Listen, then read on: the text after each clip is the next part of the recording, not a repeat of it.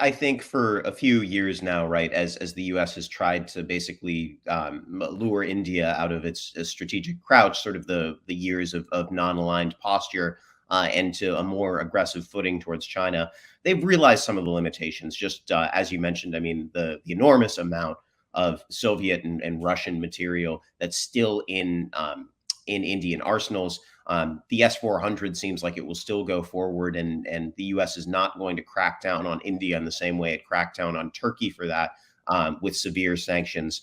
Would be my guess, and certainly there's been push in the U.S. Congress against that.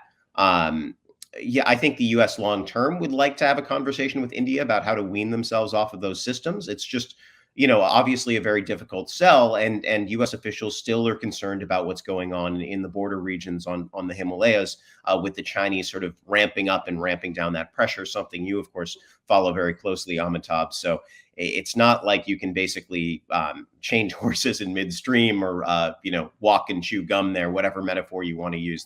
There are certain limitations to basically just disposing of a Russian arsenal at this point, when you face such problems on the border.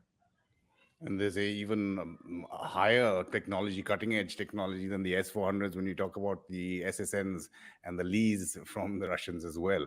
Would probably attract CAATSA as well, possibly a CAATSA waiver on is that something that is talked about in Washington?